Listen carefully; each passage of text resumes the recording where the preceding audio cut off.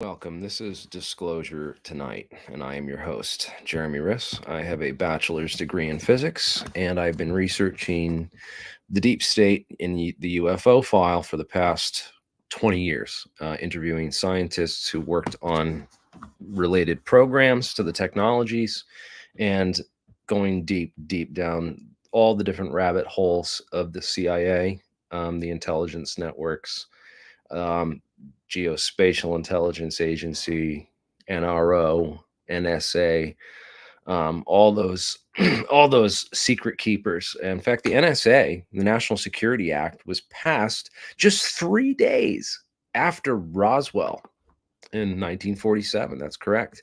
Um, it was the 7th and then the 10th, right? July 7th to July 10th, and the 10th was when the Air Force was created. It was the former. It was used to be the Army Air Reserve, or the Army Air. It was a division of the Army, and then they made a whole different separate branch of the military called the United States Air Force, and they created the NSA. And they created the CIA under the National Security Act. And that was just 3 days after Roswell.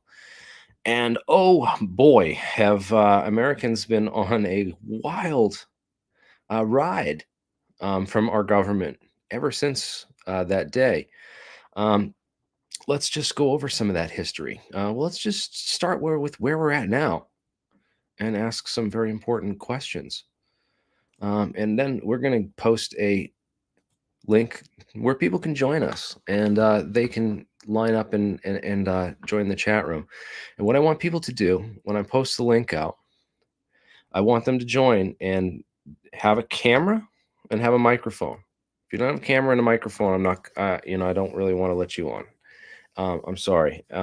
Also, I want you to post in the private chat on the left and tell me what you're going to talk about first, because we're going to bring people in from the audience, and we're just going to open this up because we were supposed to, we had a lot of, I had Stephen Bassett on the other night. We've been listening to Danny Sheen talk about this Schumer amendment, right?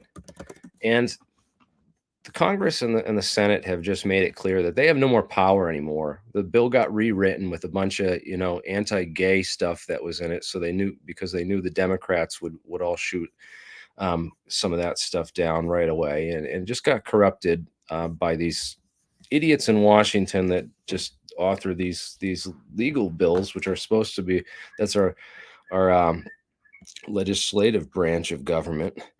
And the legislation has the legislative branch has made it clear that there's no way we're going to get.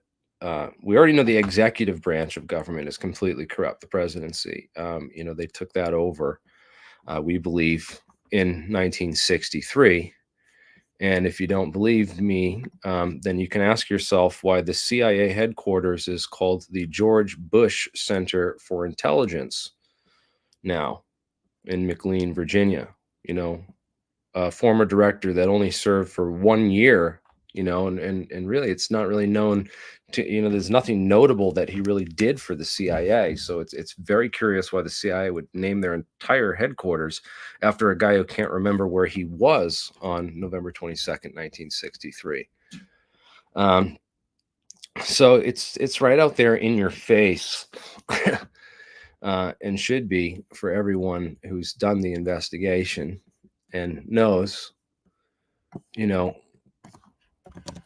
who owns presidents, who's owned the presidency, since 1963. Since that time, there's been, this is Prescott Bush. This is President George W. Bush's grandfather, his grandpappy.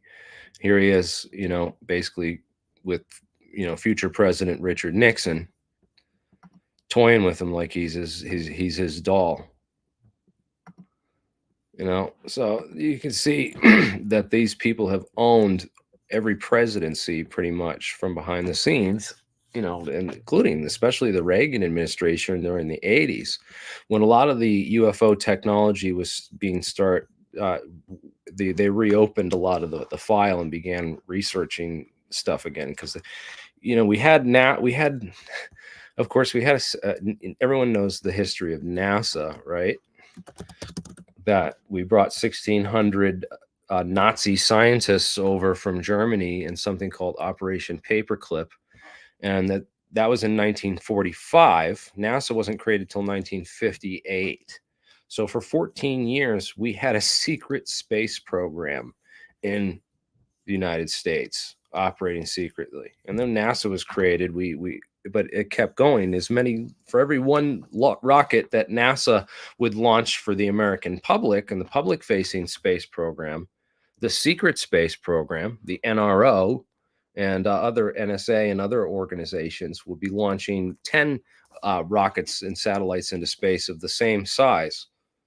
Okay, so it's yeah, the numbers can be debated on these things. It's how many Nazi scientists. It was a lot of them, all right, including ones that were war criminals and members of the SS.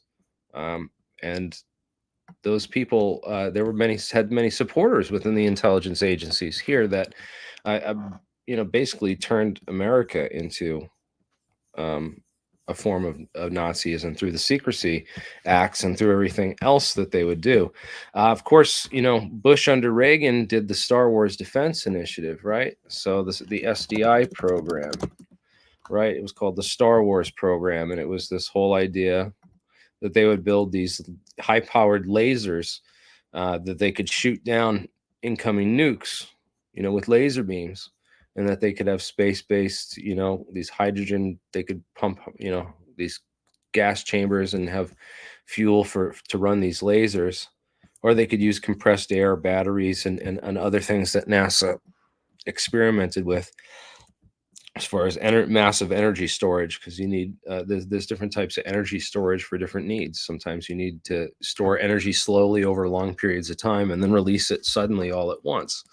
So there's different types of energy storage which are useful for those types of things. And yeah, compressed air is one of them. I don't know how you compress air when you're in space. I guess if you're in lower Earth orbit, there might be enough atmosphere you can catch some. But good point. But yeah, these all these different ideas were brought out in the 1980s and tried. And but what's more interesting is that the drone programs, if you look into it, the drone programs go back to the 1940s. Lewis Whitten, in his Lewis Whitten is the father of Ed Whitten, and as many of you know, Lewis Whitten was one of the scientists who was hired to study anti-gravity for the U.S. government starting in the 1950s. But in his memoirs, and you can read this up and look this up, Lewis Whitten in the 40s, when he first started out for Martin Marietta Corporation, or Glenn L. Martin Company, which merged with Martin to form Lockheed Martin, what is today Lockheed Martin, right?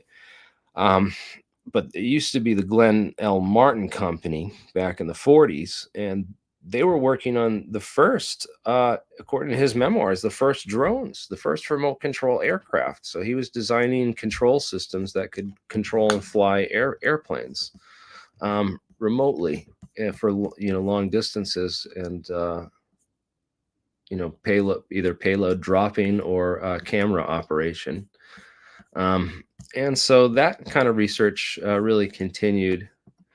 As we know, there was this whole drone program that was seen as UFOs. I believe a lot of these during the 70s, these black triangles were often seen flying around, predecessors and models by the Teledyne Ryan Corporation for what would become the B-2 bomber eventually. But yeah, let's open this up for Disclosure Live, and I'm going to start bringing some people on. And remember, say in the private chat here on the side who you are and what you're about, man. And if you're not ready today, some people can prepare, because the government shut down this act, and they've proven that we're never going to get anything through the legislative branch. The judicial branch is also likewise corrupt. The FBI will not investigate. You got Ghislaine on Maxwell on trial for sex trafficking children to nobody. They won't name who her clients were, and they're protecting a lot of these people because they're higher ups and they know secrets, and they don't want all these state secrets to all come spilling out. But hey, man, Judgment Day is come and gone, man. It better come here soon. I mean, I can't imagine what's going to happen if the American public continues to just live in la la land, completely misinformed. And this JFK Assassinations Review Board and the Records Collection Act, which is supposed to declassify all the JFK files after 25 years, that date came and went. A couple years ago under the Trump administration, Trump was trying to release the files, and they blocked him. They wouldn't let him do it. So it's become clear that there's something so juicy, so sensitive in those files, and stuff that researchers have, the conspiracy theorists, they call us, have already found out and revealed, which is crazy. But we're in dire straits right now. People don't even realize it, man. We have factories that can't even keep up with the production because the Chinese are not sending us the parts because they're shorting the supply chain. And it's just a long-term waiting game, and if it keeps up for another 10 years, man, we're not even going to have a military at all in this country, anything. And I'm going to bring somebody on that's a good friend of mine. Solar. Hey, what's going on, Jeremy? Okay, it's you. All right. Perfect timing. Hang on a minute. I'll come on camera then too. No, yeah, it's all right. If you know me, just making sure it's you. That was perfect timing. You said about China and they're slowing up our work. Yeah, that's why I'm at home right now. Right, you should be at work right now. A lot of people in these factories that are building our defense. They dominate it. The computer chip industries, them. Electronics has been taken over by them a long time ago. It's dangerous because they can just lock us down like that. People have no idea how much control they have. It's bad. It's really bad. We used to have control of our report written on this a few years ago, on the semiconductor shortage, and how that we, after years of outsourcing all of our chips to China because it was cheaper, that now we've had to have a huge supply chain problem. See, and they want all of it. That's why they want to go after Taiwan. See, Taiwan is the only other place that we can get that type of stuff from. Once they have Taiwan, then we're really screwed over. Wow, I didn't even think about that. That's the whole thing about them taking Taiwan, and we will defend it forever. The big thing going on right now is, excuse me, as you know, Biden is threatening to go to all-out war with Russia, which is not a good idea at all. There's no possible ending that could come out of it that's good. It doesn't matter what happens. It's going to be terrible. I think the deep state that Biden is part of, because Biden knows once this whole thing goes down, the companies and the contractors that he worked with and that his son worked with and his friends with doing business over there are going to get hung up for some serious stuff because, somebody, I'm not going to say what it is. I've heard rumors that it's, somebody took over after Epstein didn't kill himself, that someone took over that whole business. I believe that somebody would have had to. There had to have been a crew of guys or whoever the hell. You had that woman in there too that are part of this. Oh yeah, absolutely. Yeah, I've heard all kinds of stuff. Sex trade, they claims worth more than drugs. Did you know that? you had that laptop. I wish I could show the whole laptop and the images on that, because a lot of people still haven't seen the Hunter Biden laptop. Oh God, I don't know if I'd want to. That's considered child porn, isn't it? Isn't he Yeah, messing a around lot with of it underage is. girls? It was on the dark web and out there for a while. I wouldn't even look it up, bro. Stuff, yeah, Especially not on here. you can't even do it. But there's a whole laptop controversy I heard it's horribly disgusting, and the the person FBI had it, and they said, "Oh, there's no chain of custody," and so they deemed it. Oh, it could have been a deep fake, so we can't even look into it because there's no, Yeah, I think it's because they don't know. The girl looks like a little girl. They said so awful.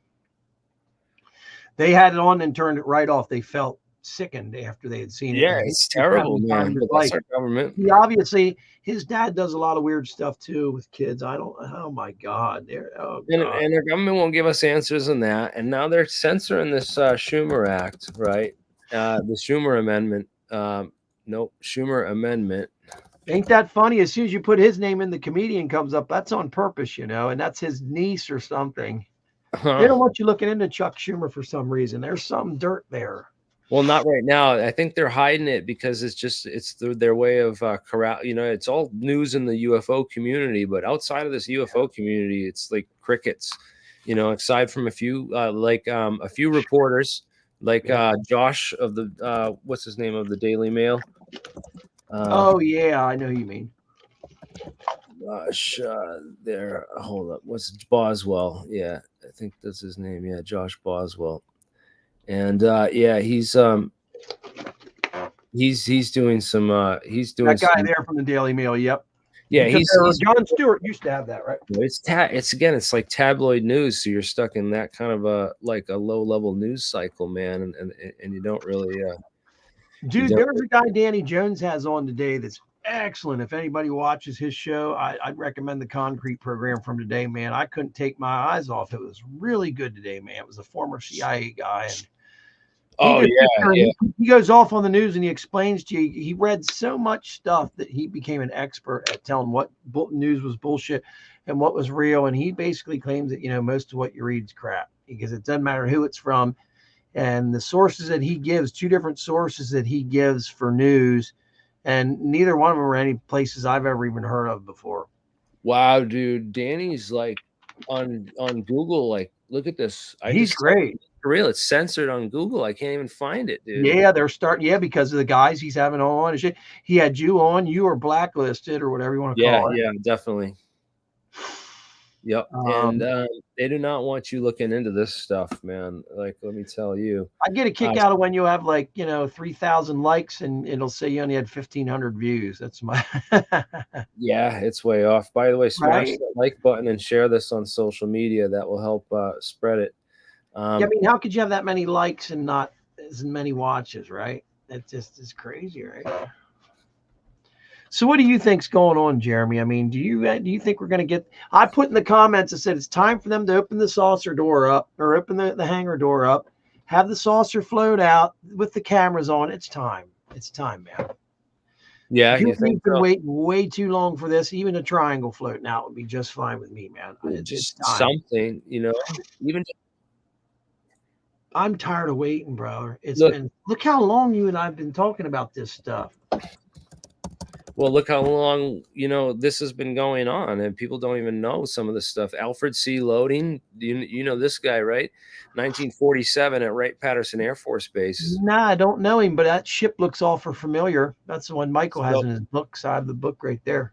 In 47, out at Wright-Patterson, they started, building flying saucers and testing out all the aerodynamics and wind tunnels and all this other stuff. His name was Wright-Patterson, for real? No, this guy's name is Alfred C. Loading. Oh, okay. I was going to say, I thought that guy was name Alfred. Alfred Loading. I don't know him. Uncle Al was working on flying saucers out at Wright-Pat. Okay, did he come from Germany or is he? No, from the United States. No, he was just he's just some rando they found that was just, man, that's awesome. He was like a mark, a mark that just like this guy that I want to build this stuff, and I know that these are real, and let's figure out how they work, and so he's. So what if we had 5 or 6 of them flying around, and that's what was seen over there in 40 June of Well, at 47. least roll that out. I mean, that would explain, some of those older files and some of that stuff, and like, And the reason they fly them over those mountainous areas is in case they crash, no one will ever get to them. It's a life or death mission. They do that shit. Used to do that shit all the time in testing stuff, right? So it's like, hey, do you want to take this mission? They don't tell them what it's about. And the guys all volunteer. Yeah, we'll take it. Next thing you know, they're flying out over those terrible mountains, Mount Adams, whatever else. Guy sees them, looks like they're skipping because the wind's probably blowing them all over the place because they probably don't weigh anything, right? Right. Is that what the first UFO really was? One of those. It might have been, man. Yeah, well, look, you ever seen the wind on Mount Washington before? No, but I know it's terrible because them updrafts are just incredible. You can't get a helicopter around them, Yeah, this guy's filming himself. Holy crap. Oh my gosh, dude. He's laying backwards against it and it's keeping him straight. That's got to be what? 90 mile per hour, maybe? 109. Wow. Holy moly. I've never seen that. Yeah, no wonder people disappear in the fucking mountains. Holy shit. Oh, people die up there in the middle of summer too, man. It's dangerous up there. This is right in this is the highest wind speed on record anywhere on the planet Earth. It's been filmed right up there in New Hampshire. It's like 4 hours from where I am. So wow, man. I will tell you what, that guy was leaning full force against that with whatever his weight was, and it kept him up. So it was at least that amount of force. So 109. 109. Wow. It's probably so cold, man. I can't imagine how that must suck all the heat out of your body too. Oh yeah. Spoke to Schratt last night. Wanted to know what was going on. I'll call him up and tell him to get on here, eh? Yeah, you should. I need to have him on again a separate time, just to as not a panelist but a presenter to share some of his other stuff. So yeah, if you go to my channel, those of you who are new here, and you can search, you have to search for the videos on my channel to find them because I'm so shadow banned. But Schratt, yeah, he knows everything. He just thinks that everybody else knows everything too. We don't. How about it? Nah, he went over all these knows cases. It all, man. These are cases. He claims that's the original Tic Tac, which was taken not far from my home, only 100 miles away in Philadelphia, above the river over there, right near the Naval Air Base where they built ships. And it's riveted. The thing that's interesting is it's got the electrical probes on the bottom, just like the Tic Tac of nowadays did. And this was in 1967. Why does it have those electrical things on there? We think it's to discharge what, microwaves, Jeremy? Is that what the theory was? Well, that's one thing that Sal Pays mentioned when he was on the podcast. That's the guy, the inventor with the patents on the UFO technology there. I'm calling Triad right now. Keep going. One of those is for a PZT and a ceramic superconductor material. That's a piezoelectric, and it's this white ceramic material. So I mean, you see these white Tic Tacs flying around, and they very well could be, well, and remember, 10 years prior to that is when John Lear's dad, all these other people were talking about anti-gravity, and then somewhere around 57, 58, it just came to a stop, just like that. It just came to a stop. No one talked about it anymore. And what happened? You mean they quit studying it? There, he just said he's on his way home. Okay. If I send you a link, right? Bonson Labs. All right. So Bonson Labs. This is the archival footage I have. So someone got this and posted it. There's Thomas Townsend Brown. Wow. Right there. Rarity to have him on film, huh? That's got to be a 15, 16, 8, maybe even 18-inch bell jar. I was gonna say, look at the size of that thing, man. They had the time of the day. They would film it. I don't know. This is like with a little handheld recorder because this is 57. You got to think this is like that group of guys always film the clock, then went and film what they're working on. Right here. You see who these two people are right there? You know who that is? That's the people that we went to go see down there in Virginia, isn't it? You and me? Ain't that the guy? No. This is This is Bryce and the They look scary, Seashore. man. Do it. Okay. Look at. Tell me this is not this lady. No, that's her. Can tell from a mile away. Who is she and what does she contribute? You tell that's her? Oh, absolutely. Look at them eyes, man. And look at this. Those She eyes was. don't lie. She ran. Both these guys ran from the Nazis, from I was going France. to say they escaped, right? They were Yeah. French scientists, Holy crap, man. right? And both these guys escaped, and and you can see the eyes. This is the same woman. That's her. Absolutely. Look at the darkness around the eyes. Isn't that weird how all those Nazis had real dark circles around their eyes like they were evil? Well, she's not a Nazi. She's one of the scientists that escaped the Nazis. Right. But he's still working. He's on his way home very shortly. I'm going to send him a link. Right. He can stay on the phone. He's got a long drive while, and talk to us. Just hearing him is all we really need until he puts a show on, It's all right, Dan. We have other whistleblowers and stuff. Michael's good, but we're doing fine just now. I got plenty of content, man, on disclosure, All we're right, man. fine. This is good stuff because this is the Bonson Labs. So there were 2 anti-gravity studies in the 50s that did tons of research, and this stopped in 59. Is when it just like everything ended. It wrapped up,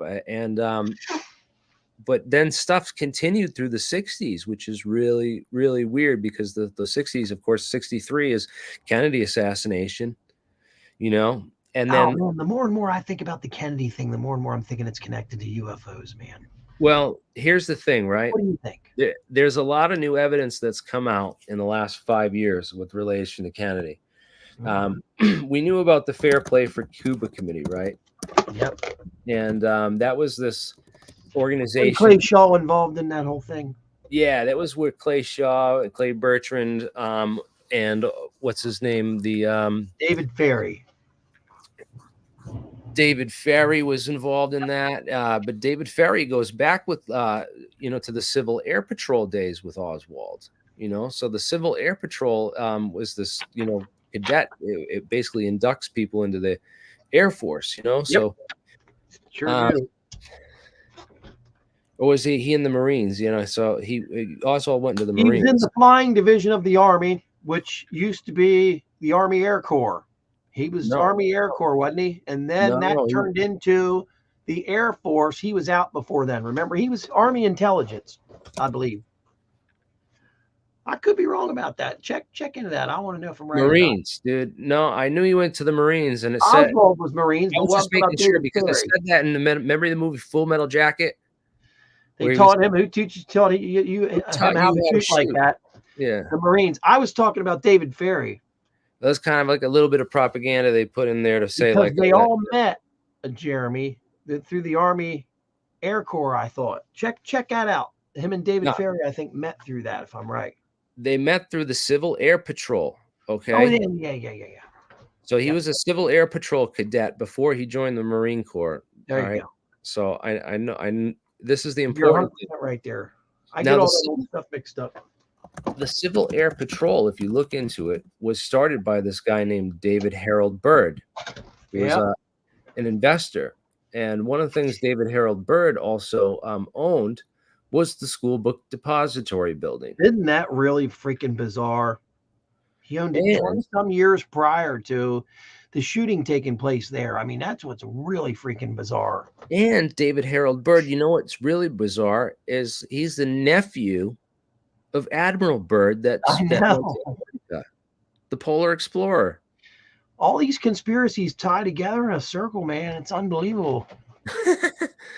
So this is all documented fact, though. This is not a conspiracy. This is just who has their hands on David Harold Byrd. I'm typing that name in. I knew that he had it, but I just didn't know how. Did you know about LTV? Tied into this stuff. You know about LTV? Who's that? So LTV was established in 1952, right? That was right around the same time all this anti-gravity research was started. Okay. And the money was to invest in aircraft production co-founding Tecmo Aircraft, which in Right. 1961 merged with James Ling's electronics company and an aircraft manufacturer called Chance Vought Corporation to form Ling Tecmo Vout, right? Yep. And so what did LTV do for from 1947 to 1947 now to 1976? What did they do for those Work for the years? CIA. I bet you. A 3-letter company. Come on. Anything that's got 3 letters in it, it's some bullshit name. It's always them. Yeah, I don't know, man. That's kind of scary. But you want to know what's weird is in 1973 there was this thing called the Mansfield Amendment, and that put an end to all the anti-gravity research. I think actually it was passed in 1970, so that like put an end to all the anti-gravity research. They took it private so no one could stick their nose in it. Yeah, They knew that far ahead that people were going to be looking in government files, and there was no way to hide that shit. right. The only way to hide it's to go private corporation. You can hide anything in a private corporation. Isn't that bizarre? Let's get into, so now we have secret aerospace programs and managers of secret aerospace programs who are connected with secret Antarctica expeditions, right? Because there's a lot of secrets from that Antarctica expedition that they found. They were looking for shit down in Antarctica that they didn't tell the public about, and that later came out. And that's not a conspiracy. That's real, you know? Yeah. So this is very important. All these high-level intelligence kind of people are connected to this JFK assassination. You have, and Cuba's involved for some damn reason because of the Russians. Well, Cuba. Well, no. Yeah, you know about the whole history of what happened with Cuba, right? So, yeah, that whole thing's crazy. 1959. It was when 1950s revolution with Batista got overthrown by Fidel Castro's army. They kicked out all the casinos and all the mobsters, right? Yeah. So all those mobsters went to Miami and New Orleans, right? The closest place, right? So they kicked out. They all went back to their spots, and they tried to do and they were all trying to get back into Cuba because it was a big money making place. It was They were pissed off that they got kicked out of there, and they all had so all the gangsters first off had a bone to pick with Fidel. Then Fidel pissed off the CIA by allowing the Russians to put the missile silos down in Cuba, because we had put our missile silos parked right next to Russia. We put nukes right next to Russia. So Russia responded and said, "Oh yeah, well we'll put nukes in Cuba, right next to you, pointed at you." And it was like this Cold War escalation. But the U.S. and the CIA were the ones who were escalating this shit, and then the Russians would respond. The dumbest thing Russia ever did was sell us the Alaska for $7 million. Did you know that, dude? And then the CIA, $7 million. Look it up. You won't believe it. It's the dumbest thing they've ever done. It's the equivalency to $112 million a day, I believe. I just looked that up last night. So nuclear. It could have been all over us, man, from the north. We would have been fucking frozen.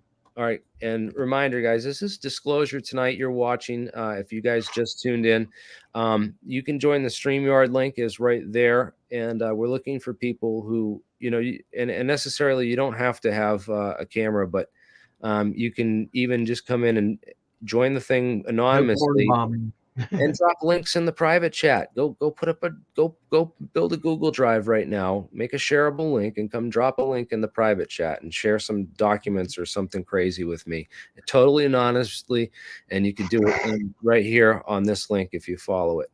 This is Disclosure Tonight, and we're resorting to catastrophic total disclosure because we cannot trust the government anymore to legislate our way out of disclosure or investigate themselves. Every time the government tries to investigate themselves, they do not ever find any wrongdoing, or it's always a cover up. So we're trying to get people on who have information on the government, or who are investigators of the government that want to bring out information and put that information out there. So during the Cuban Missile Crisis, the CIA basically put us to the brink of nuclear Armageddon. We were this close to destroying the entire world with nukes.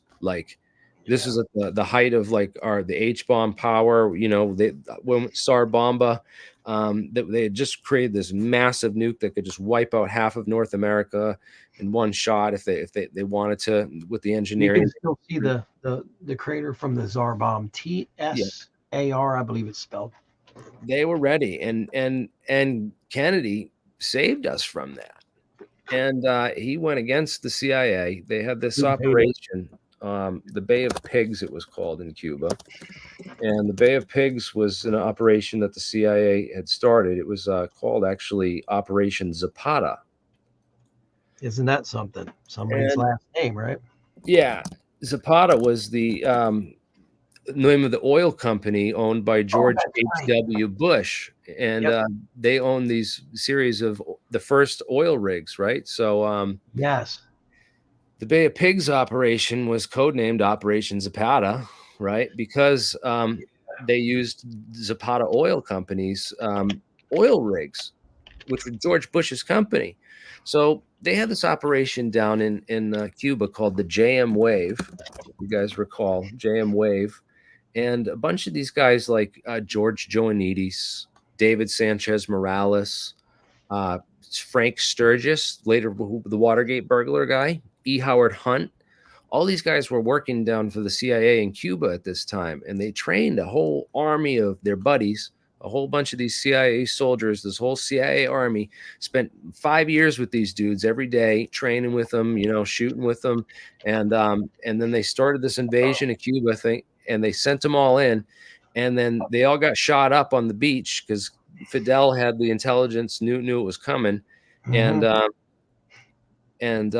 they didn't get air support from Kennedy. They thought Kennedy would be forced into giving him air support when he found out, but he was like pissed that they ran this operation, this whole secret invasion of Cuba without him, without his authorization, because he's supposed to be commander in chief, not the CIA. That he got ridiculously pissed off with that, and so these guys, all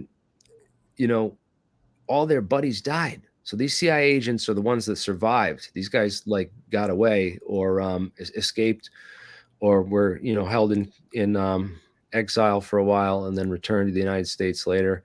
There were some of their colleagues and stuff, but these guys were dangerous dudes. Like David Sanchez Morales, he planned like all these crazy serious hitmen down there with did not hesitate to kill. They were like, I would say they were the first form of a cartel, wouldn't you? I don't think they were dealing drugs, were they? But they were like cartel style. Do you know what I mean? I don't know if they were guerrillas, right? They started the whole drug thing, really in the 70s, I think. Yeah, right? It was after all the Kennedy shit, and I wondered too if Kennedy had something to do with the drug thing being taken down, because the CIA is all about it, but he wasn't, right? He had wanted to. I don't know what his drug policy was, so I'm not going to comment on that and be wrong. But listen, David Sanchez Morales, all these guys were pissed off at Kennedy. So the Bay of Pigs was kind of, a lot of people think that the Kennedy assassination was retaliation for the Bay of Pigs. You read that over and over, man. There's many books with that type of. So anyways, back to the Bonson Labs thing. You have Cecil DeWitt and Bryce DeWitt, who are these two scientists. They're French scientists that came over to escape the Nazis. They were not Operation Paperclip or Nazi scientists, but they worked at the University of North Carolina in Chapel Hill. And in the North Carolina Chapel Hill is where in 1957, you can look up the 1957 Chapel Hill Anti-Gravity Conference. And this was what year was that again? 1957. Oh, wow. I mean, I've never heard any of this stuff. That's wild. And this is, so this is disclosure, man. This is real stuff. I mean, this is all the 1950s anti-gravity stuff. And that's when we see it all come to an end on paper, right? Like 57, 58. That's what Michael Schratt's so good at. He has all the documents on that shit. Yeah, but I'm filling in so many holes for him right now. I hope he's that. That's why I wish he was not on his way home. When he gets home, hope he would ask questions. He knows a lot of holes and stuff that I don't know. So that's Yeah. That'd be awesome to get him on. But the Chapel Hill conference, they had Feynman. You know who Richard Feynman was? Yeah. This guy was recruited out of MIT to work on the Manhattan Project, and he And was he like, actually did do his degree in private or something, didn't he? It was really weird. no, he wasn't recruited out of MIT. Sorry, we Okay. looked into that, right? So he graduated from MIT, and then he went to Princeton. He was a young undergrad, a young graduate student at Princeton in the graduate program. So they went to the graduate programs to recruit the scientists for the Manhattan Project. Okay, so he had to go through that. They wanted to find the best of the best from like these top schools of these young graduate students that hadn't yet done their PhDs, and he was their guy. So I mean, the guy taught. So he lived to be about what, 60, right? He didn't. Age 69. Yeah, he died in 88. But Feynman was, one of these top physicists. So for him, and he was told to attend this conference. They got him from. He was teaching up at Cornell. No, yeah, I think he was teaching at Cornell. I believe. What do you think he knew, man? At the time, up in New York. So they brought him down to North Carolina in '57, and he went under a total alias as Mr. Smith. You gotta love that, right? So that they would hide his identity because they didn't want. Hey, Mr. Smith. That's funny. The intelligence community did not want anyone to know that our top scientist was down at an anti-gravity conference in 1957. So and this is all documented. You can go look this up. Right? Holy moly. All the history. But Mr. Smith, you gotta love that. Yeah, Mr. Smith. Oh my God, man.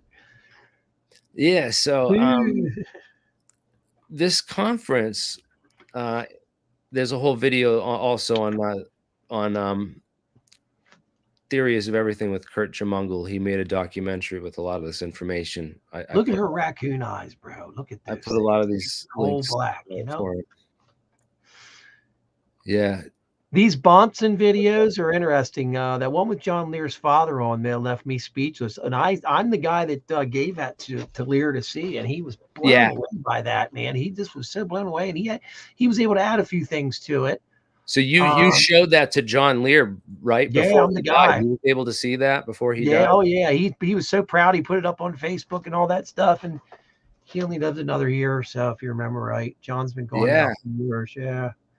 Yeah, it's crazy to know that his father was there at Bonson. He was there, and they kept filming the clock on the wall just like they do now. And these other videos, they're always filming that clock, and they're showing the dates. And then something happened in this video where they stopped, and they're all drinking champagne. There's John's father there. There he is, right here. William P. Lear Sr. There he is. He had a son named Bill Lear also. Heck him and John didn't get along. Him and John Lear did not see eye to eye. They fought terribly. It's a pretty sad story. He gave, out of the $500 million he was worth when he died in the 70s, he gave John $1. That's no lie. He's $1. Okay, I get it now. No, who's this guy? That's not Brown.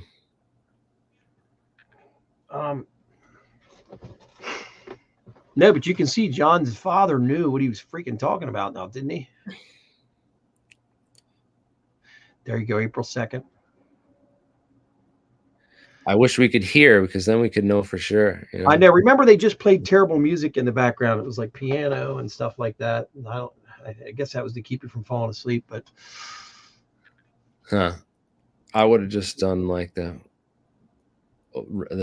projector reel. Jeremy, did you notice the stuff that they had the visuals over there that they're working on, the miniature models and stuff like that were saucerish shaped? Yeah. See that stuff? It's all saucer shaped type, which kind of got me, It's like, what did John know?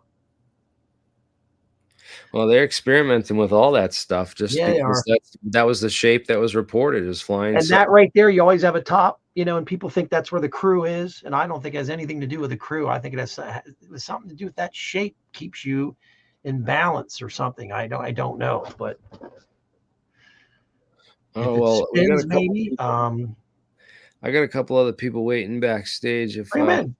If you want me to bring, we got You keep Josh showing this Bertrand. film until the end, and you'll see what happens there. Where Dan, everybody, how you did you doing? see the episode the other night we did with this gentleman right here? I can't see his face because you're alien Yeah, there it scientist. is. There, I got it. Oh, that guy there. Yeah, I was watching him, man. What's up? Yeah, what's Hey up? man, This is how Josh are you doing Bertrand. today? What's up, man? I'm Yeah. available for the next little while, so if anyone has questions, I'll just sit here and listen, and if someone has something about aerogels, I will do my best to answer.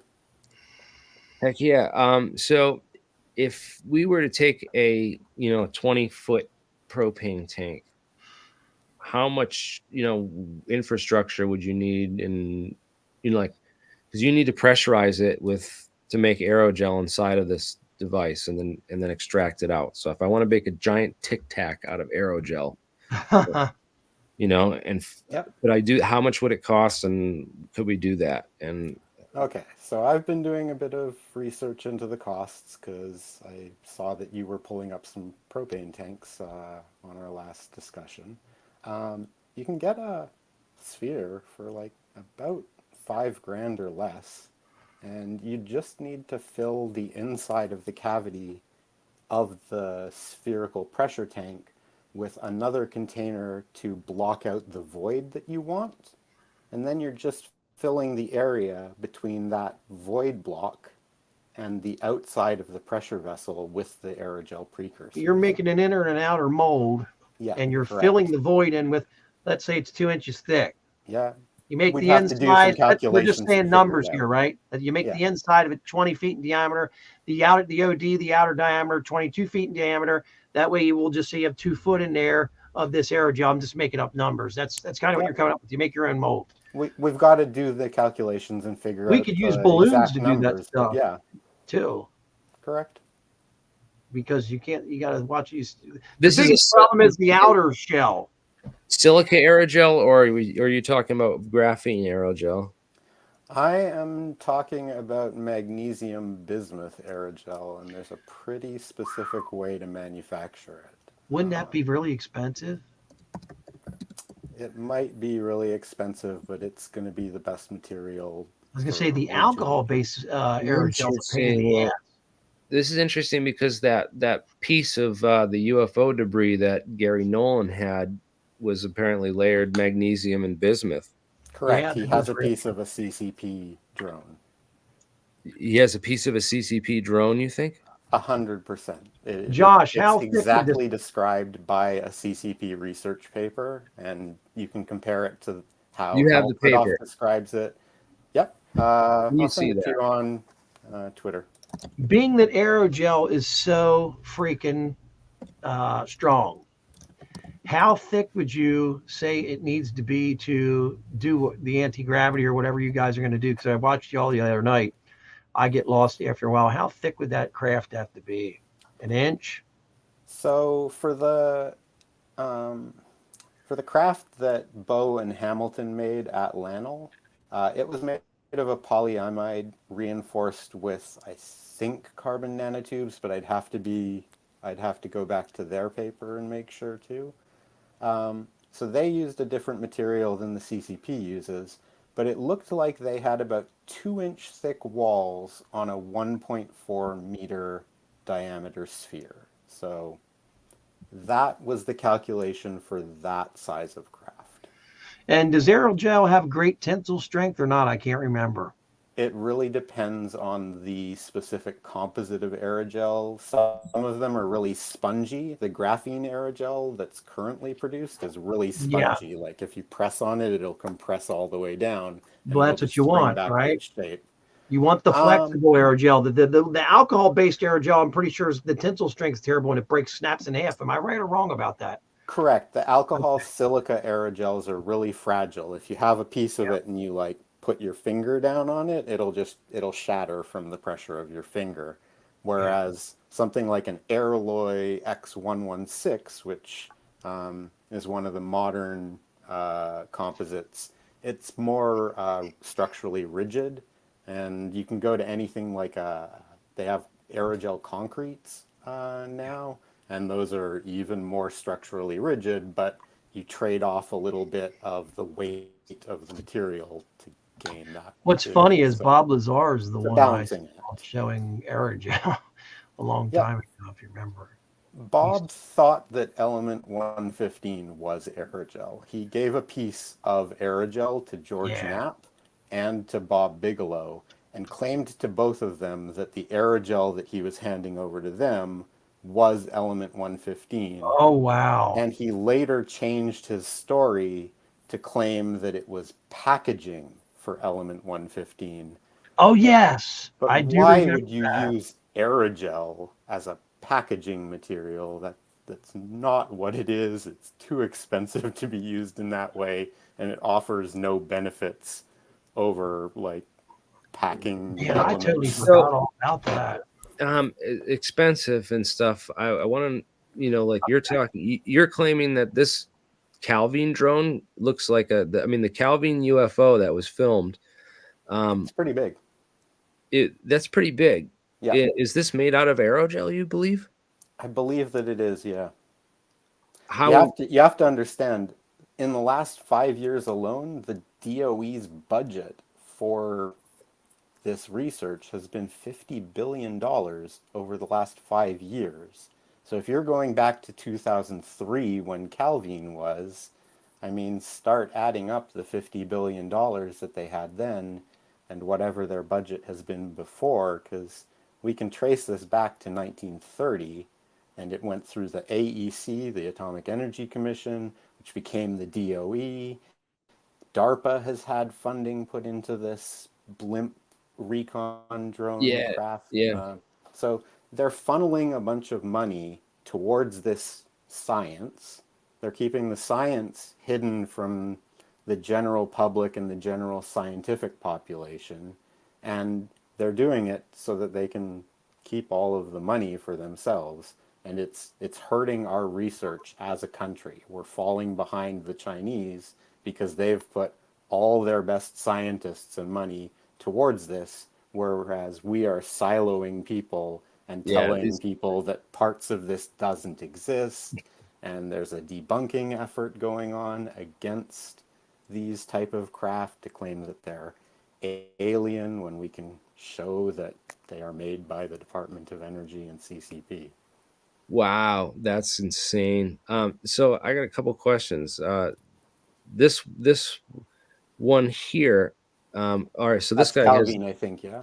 that Moody Mongol asked. I know styrofoam was invented for the use inside of nukes, and then they used it for packaging afterwards. I is what I remember.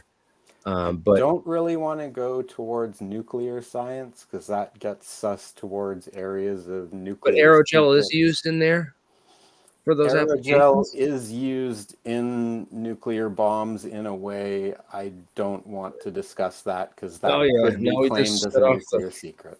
Yeah, we go. We just set off the alarms right here. Now, we don't want to talk about that kind of stuff, but if the government's hiding evidence of aliens and UFO, like extraterrestrial artifacts and stuff, then I believe that is that's a crime, and it needs to be exposed. So anyone who jumps on and has evidence to expose that, I would love them to be able to come forward and be like, hey, look, I got a piece of alien spaceship, and we can verify this and prove that it is what it is. But if you're saying that this piece of alien spaceship is really just a piece of a CCP drone and it's 100%. technology. He thinks that's a piece of a Tom DeLonge, drone? Hal Puthoff, Linda Moulton Howe, and now Dr. Gary Nolan have all had this in their possession. It crashed in Brazil. CCP should not have been operating a drone over Brazil's sovereign territory either. We also have evidence that these drones are being used in Peru. Tim Albertino has done a lot of interviews with Peruvian villagers who have experienced attacks recently, and the craft that they arrive on are these lighter-than-air craft. And they're made by Russia? They're CCP? made by the CCP, the Chinese Communist Party.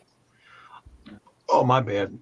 Imagine this, dude. They're going to be attacking us with these high-speed drones. And aerogel is no joke. I mean, if you have an aerogel thing, it is virtually no mass, so it's real easy to move it around. And you know, you showed the video. Is that video? Do you have that video that I sent you of the Dome of the Rock incident from about 12 years ago? I certainly do. We can bring that up and watch that for sure. Let's bring it up because that was one that was filmed from multiple angles. Yeah, Dude, there's multiple angles of this experience, and it is exactly described. You'll see that it's exactly what I've described as the up and down motion. Is this in Israel? Yes, this is over the Dome yes, of the Rock. I remember this, man. There's a flash at one point. Yep. That is fake. That is just LEDs used to enhance the phenomenon. So you're saying this is a real UFO drone here? This is a real drone Look at it drop. by Look at it either drop. the CCP. Oh yeah, it or drops just the like a drone DOE. does, right? Yeah, it drops And like the drone did. It hangs out for a bit. It makes a flash with LEDs, and then it shoots off into the air exactly as we have. If I remember, it described moves these pretty aerogel quick. drones would. Yep. And whoever's filming it knew it was going to probably. I don't know, man. Someone might have fixed. It was hanging in the air for quite some time before it dropped down and then went back up. Jump on, So Mr. plenty of people got their phones out and were recording this even 12 years ago. Well, look at all this. Guys, if you just tuned in, into the show, this is Disclosure Tonight, Catastrophic Disclosure Tonight, and we are just open lines. There's a StreamYard link right there to jump on. Anyone can jump in. You can drop links in the private chat if you want to make a Google Drive folder and drop a bunch of folders in there and files and just dump them and leave. And, you know, everyone's welcome to come on where we got people jumping in the chat. Mike's here. Mark wants in. Mike's here. Welcome. There's the StreamYard link. And Mr. Eon, you know, if you're there, just jump in. And see, that was filmed from a couple different angles. So people were saying there was a group of people did the fake, but it was not a fake it was video. an actual. It was that was an a real actual video. drone. And other people saw it and pulled out their cameras and filmed it too. No, awesome, dude. Can I jump in real quick on the Dome of the Rock video? So I was in Dayton, Ohio. I was on state County Line Road in Dayton, Ohio, which is near Wright Pat Air Force Base. And that night there was a really bad winter storm, tons of like ice. So it was like an ice storm. And I happened to be with my friend that night, and that. When that Dome of the Rock incident happened, it was chaos. There was a lot of transformers blowing up all around Dayton, Ohio, and we had a friend whose mom was a major in the Pentagon. This is this is no joke, and she happened to reach out that she was a female major, which is odd in itself, and. We asked her like, "Hey, what's going on?" And she was like, "Well, we believe it's extraterrestrial event," and that's all. I mean, take it for what it's worth. I don't know how true it is, but maybe that's the cover story they were told to tell the public. That it's like because if they're gonna, that's the best cover story they could. That's what Richard Doty did to Paul Benowitz. Mark, is that one of those videos where they show all the Transformers blowing up and then they claim it's an attack from outer space? Is that one of those videos from like 10, 12 years ago? I guess, but I mean, I saw it. So like, we were looking out of the back of this apartment. Anyway, it was back, balcony of an apartment, and you could see all these Transformers blowing, and there was all these shades. It was in Dayton, Ohio, yet. Yeah, Dayton, I mean, we were. I think it was looking that one up right now. 15. If you look up Colony of Kettering, I mean, it was like a apartment complex there, but you could see all these shades and of different colors. It was very, very interesting. But I remember seeing that. They've also happened in other states. I think Texas was the big one. Remember the one in Texas where Dallas, they showed Texas? Yes. Yep. That's Yep. what I'm talking about. And I do remember another state. However, I didn't know it was Dayton, Ohio. Now I'm looking for that one right now. Yeah, if any of you else have videos, Yeah. just drop them in the private chat. And Yeah, and I'll mute. I wanted to jump in for a second. As always, man, I appreciate you guys letting me jump in. Mark, one thing first. Also in Dayton, Ohio, is Triad National Services LLC, who own the patent and have been creating these craft for DOE. They operate Los Alamos National Labs. So their headquarters is in Dayton. It's in Mike Turner's electoral district. This isn't a terribly difficult puzzle to put together. So what is it called? Triad? Triad National Services. It's formed by Battelle and two of the university research labs. I think it's UC, like U California, and let me pull up the. Jeremy loves that Battelle. Yeah, this is who Battelle is today. Is Triad National Services LLC. So, it's Texas A&M University's research system, University of California's research system, Fluor Corporation, who has ties to a lot of the military, and Battelle, who has ties to the Undersecretary of Defense. So right outside, Dayton, Triad Government Systems. Yeah, they own the patent for aerogel lighter than air craft. They have the operations of Los Alamos National Lab for the last 5 years has been done by Triad National Services for the Department of Energy, and they've been making drones out of it. Yeah, Mark, try and find that. I just found the Fort Worth explosions. It was actually Fort Worth, and man, did that blow me away the first time I ever seen that, man. And that is from 12 years ago. And they said it was an alien attack at first. Well, it makes you wonder if there is some sort of like 0 point energy drain, if we have advanced aircraft that are drawing from that and or pulling from our energy grid that way. I mean that's plausible, I think. To set off the transformers, man, I never thought about that. That just was my thought process, but you guys know more than I do about this stuff. I was just kind of thought in the back what of my about the mind. skin? Can you talk about the skin coatings on these things a little bit more? Because obviously the thing is like made of aerogel, but that layered graphene, that layered bismuth magnesium, how is this stuff made, and why do you think that material is what Gary Nolan has? So the research paper that I sent you about 10 minutes ago, if you can pull that up again, it describes the material that Gary Nolan has and is a Chinese produced research paper from the CCP's research into aerogels. They describe layering 4 microns of bismuth and then 150 microns of magnesium and repeating that.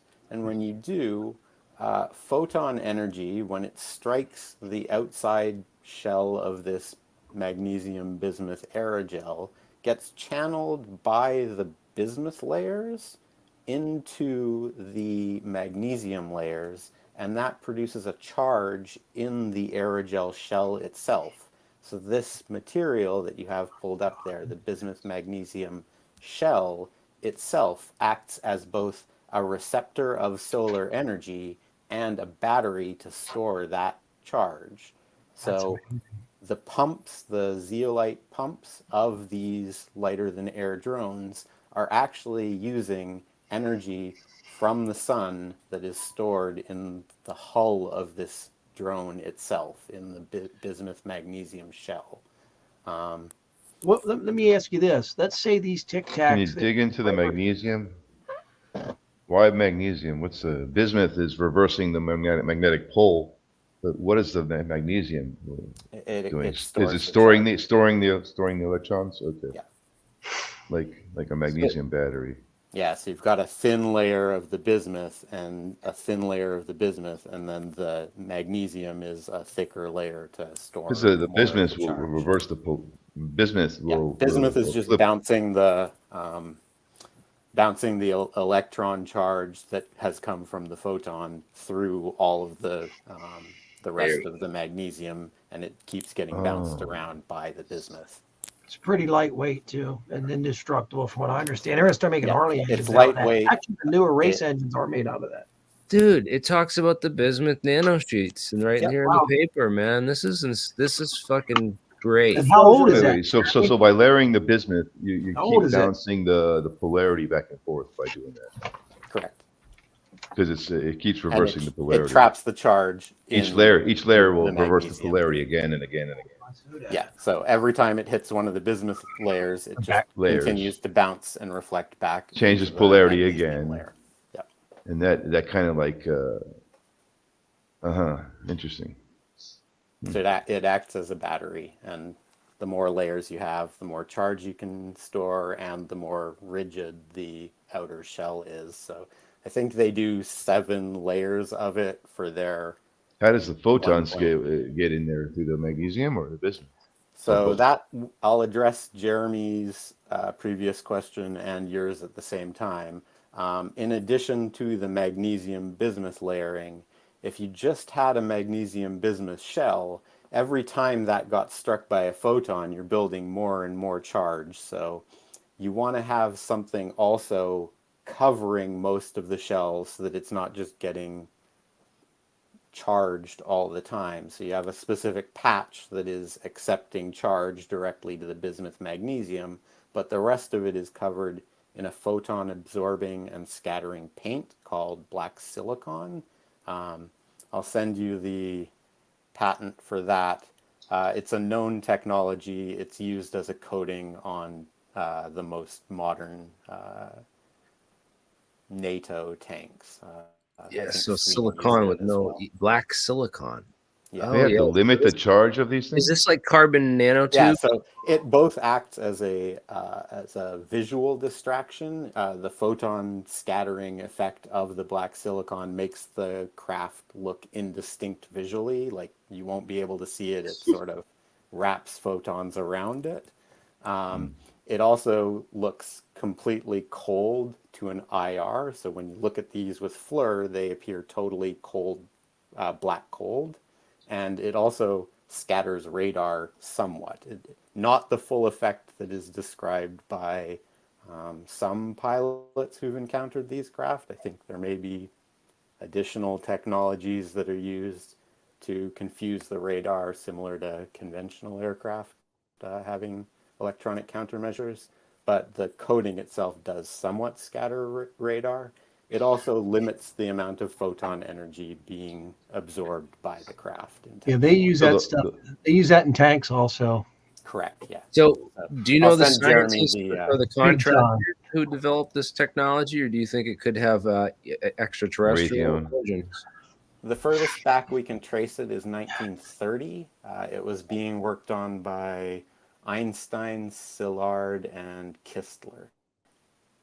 And from wherever it came from, the 3 scientists that I just described, it made 2 inventions: a refrigerating pump with no moving parts and aerogel itself. And the aerogels that they had at the time was like a full paragraph: aluminum, silica,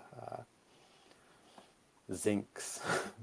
They were doing all of these experiments back in 1931. And where were those experiments being done? And you said So probably the same place they built the radar. Princeton, right?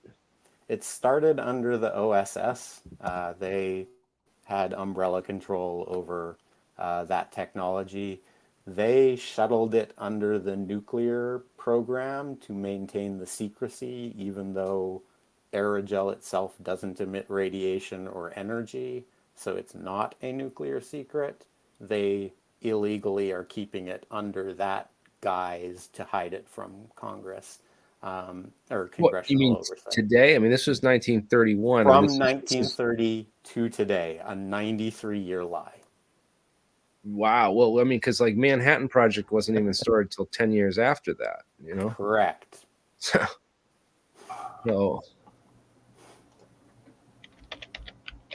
And these guys, Scissor's the one that wrote the letter to the president, to Eisenhower. Correct. And Eisenhower warned of the military-industrial complex because they were going to hide it from every president and every Senate and every Congress after Eisenhower. Wow. So that makes total sense of why he gave that exit speech. So You this have dude's to No one's then ever look- been able to What put it. hide the silicon paint or? You have to also then look at the letter that Kennedy sent to the CIA 10 days before he was killed. Yeah. Because he demanded an explanation for aliens. And if they had been hiding it from all the presidents, Eisenhower forwards, they were hiding it from Kennedy. And when he demanded to know what it was, it's really curious that he died 10 days later. Aliens will get you whacked, obviously, way beyond that. They claim it's so much higher. And I think because we're all kept in control by religion, and I think the thought of aliens being here gets rid of modern religion the way it's set up, at least. Both of the big ones. The big ones are Islam and Christianity. Let's face it. If those two are wiped out, then people don't hesitate to kill other people because they don't think they're going to hell anymore. And they're going to burn for eternity. I think there's something to it, something like that. Both Lloyd Islam Bertrand. and Christianity have their roots in Judaism too, so they Right. have a common origin there. I And think guess there's a what? bigger Get me aspect to started that on it. story, but I cannot prove that yet. Almost all wars are based on religion also. I mean, it's there. It's always there. or lies in Yeah, Yeah, or lies. as I we've mean, been saying, like the alien Those are the aspect of it Abrahamic is religions. played up by Right. the government and the MIC to make people who are religious scared of the phenomenon, when in reality 95% of the phenomenon from 2003 plus is just aerogel recon drones. I know, and it's a JFK lot of it, and they push it off on us, and we people like us can tell the drones from the fucking, excuse my language, from everything else. We can. JFK was on his I'm- way to the Trade Mart in Dallas that day to meet with Lloyd Berkner, who was, That may be so, but you go back 100 years or more, there's still evidence of other stuff. Yeah, correct. I leave the extra strange and the origins of what Szilard, Einstein, and Kistler were reverse engineering from as an open question. There is truly strange things out there.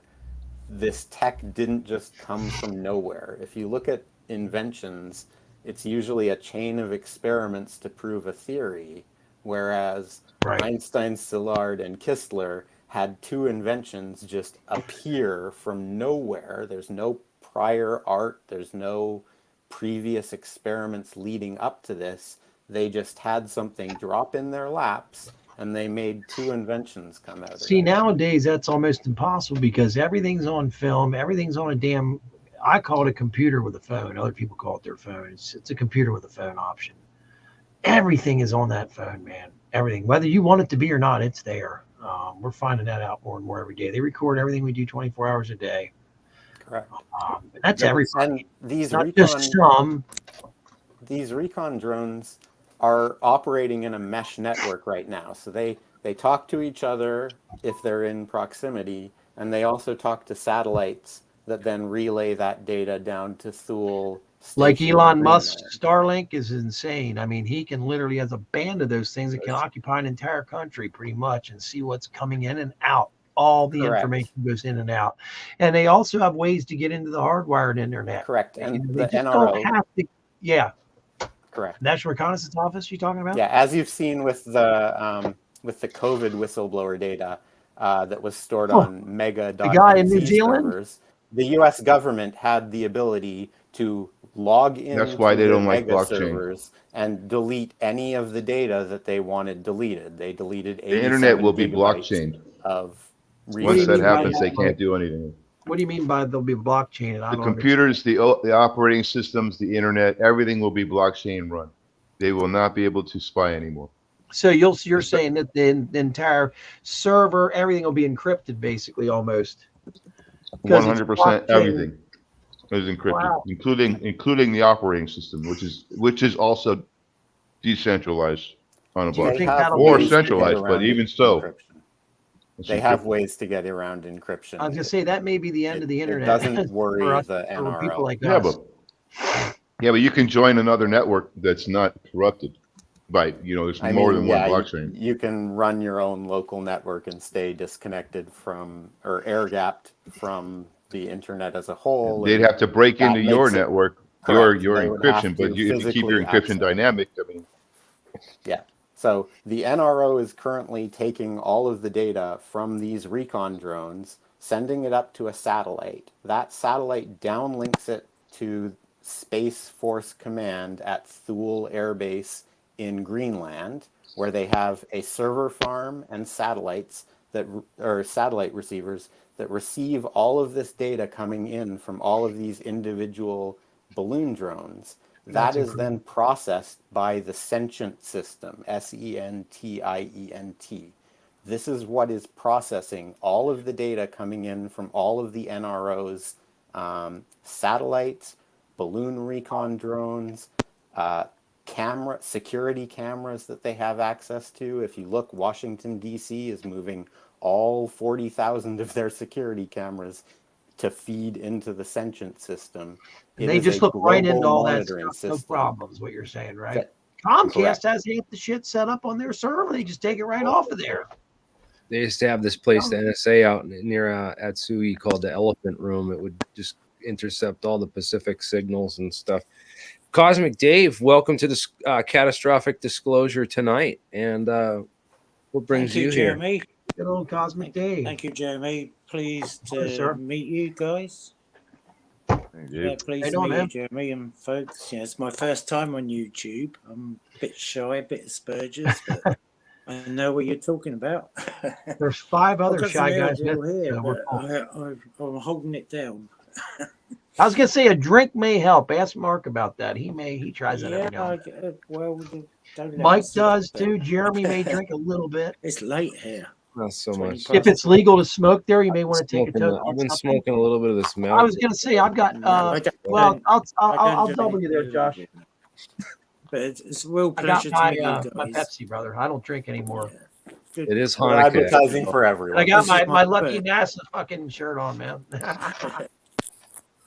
I hope you saw mine in my first video with Simon. 2 pounds from Yeah. thank you, Complazart. No, You're a real whistleblower, Josh. Man, you know some stuff, man. I was Thank you. gonna say Josh got testicles the size of I'd say. I can hear the trembling in Josh's voice. You think you're nervous? This dude's on Mike here. laughing, man. I'm serious. Should I be talking about this? Josh, are you in a? I have cancer. Their threats don't worry me. I'm already dying, so I figured I might as well just get the information out to everyone. I had a design for energy. It solves climate change. I've given it out freely to all of humanity. It was all that I could do. It's Josh, my patriotic duty to bring this information forward. When you say you're dying, are you serious or are you just... I've had 15 surgeries. Well, I hope you get better, man. I didn't know that. I'm sorry to hear that. It's okay. Life has its paths and everything happens for a reason. And if there wasn't someone that was dying of cancer and had figured out the UFO problem and got angry when they started canceling skiffs on Congress, maybe this information wouldn't have come out. So don't ever give up. I think that there's a plan, and I'm doing my part. I'm glad you've done it. This fight may keep you alive. I mean, think about it. This fight may fucking keep your ass up and moving, bro. I mean, you gotta have something to live for. Okay, so question from Carl. This is a serious question. So I think he's up in Greenland and he's on a base there. He wants to investigate drones and satellites a bit more. What should I look for and what is the evidence for it? I don't want to touch that one because I don't want to tell people how to spy on the U.S. government. This guy knows some All stuff. of my information that I've given out specific. is open source. So, well, this guy's specific. You haven't talked about this one specific geographic location yet. And this guy, I think, knows. I would suggest that the most legal way that Carl, being in Greenland, could investigate this is to send questions to the Greenland government to ask what is going on at Thule Air Base. They have satellite Boy, I heard a fool. receivers. They have a large bank of computers there that are processing this sentient data. It is publicly available information. I'm not sure if the Greenland government fully understands what is being done at that base. Maybe it's What's being weird done is at that their did you ever see the movie organization. Greenland? Did you ever see that movie Greenland? Greenland saves the freaking world in that movie. It just came out a couple of years ago. You never seen that? No, I Never didn't seen catch Josh? that one. Yo, I typed in Thule that's it. Air Base and it came back with Pitufik Space Base. Correct. That's They the air renamed base it. they use. That's the air base they use to save the world. That's what's so weird. They They renamed renamed it a couple years ago because everyone was on to Thule Air Base, and Yeah, now when you because of talk that about movie. Thule Air Base, you have to talk about The Pitufik movie's Air Base, good, and man. it's more See, that's another thing, obfuscation. It's more layers of this onion that was trying to keep all of this under wraps. Look how large Greenland technically is compared to the rest of the world once, Jeremy. Zoom out once. I want you to zoom out. And you, on maps, they make it look far larger than it really is. Well, look right there. It's the largest. It's a It's as large as the projection. United States and Canada. Wow. It's not that All right, big. so hey, I hope you don't mind, but I'm here. We're here to bring in new people that have It's great new projection. stories and disclosure. I'd and like to hear Cosmic Dave said he had some information. So I can roll out, if you could Jeremy. get the mic I- for a I- second, I- I'd love to hear I'm what just- he I'll has. take care of it. There's a couple people in the background that like they've been on plenty of times, and I'm gonna It's leave my the spots. first time. So I'm sorry, but I got to leave the spots open for other people to jump in here. And Bring them on. See how many you can fit on, then I'll jump out if you can't fit them all on. Parrish, I don't know if you wanted to say if it feels like there's another tech involved with UAP, aerogel might be used for buoyancy, but we have propulsion and G forces to deal with still.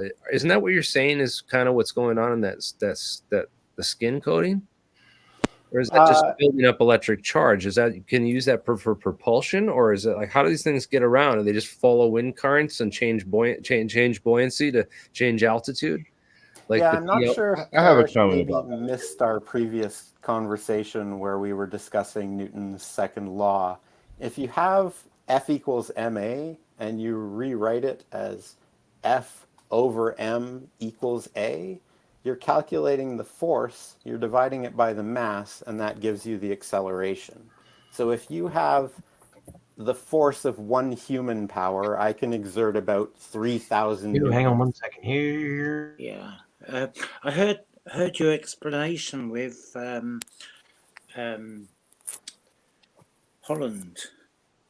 Simon, Holland? yes.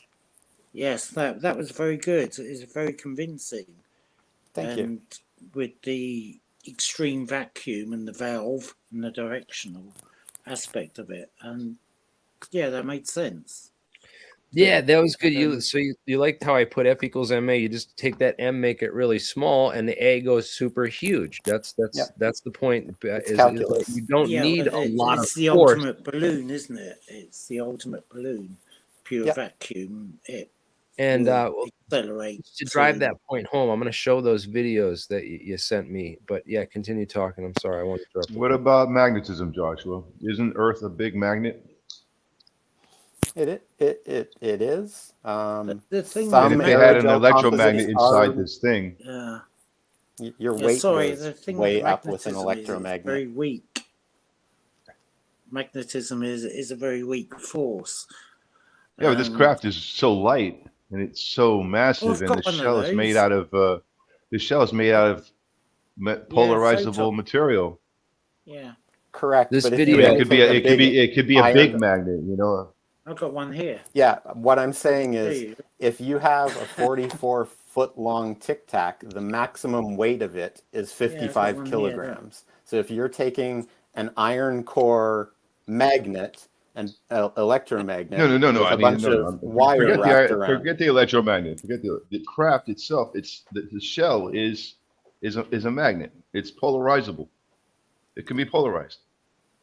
yeah, Obviously, but it's is that collecting enough to charge. Get away from Yep. Earth. I If it can't can be touch collecting this. charge, it can be Gloves, also but- polarized. It can. gloves.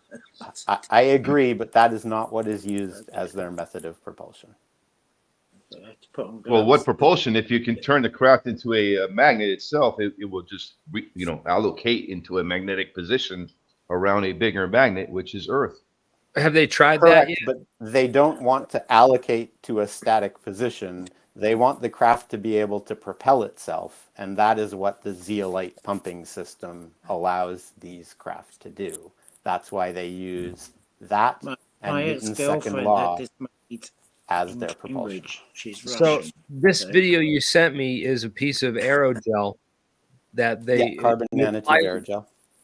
and there's another one That's where the from guy here, takes a look. magnifying glass on it and it lifts up with the magnifying glass. Yeah. So that is the craft using the density change from taking the energy in from photons to achieve lift. The buoyancy of the what's Dave showing? object itself changes. Yeah, this is some CNT aerogel that my partner, when I was with her, she's actually Russian, had made in Cosmic Dave, Cambridge.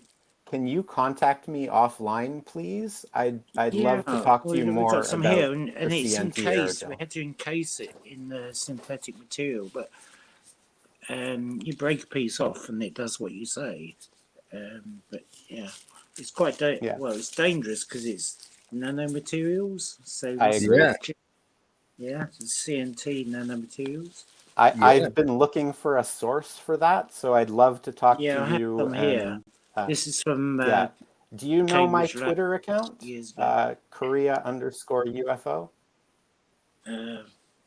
Yeah, If maybe. you could contact me afterwards, I'd like to acquire some. But this is from Cambridge, from when the professor did it in the labs, but then there was another company that took it out from Cambridge. So the original stuff here, it was made for Do you know who energy the scientists storage. at Cambridge were? Um, Correct, yeah.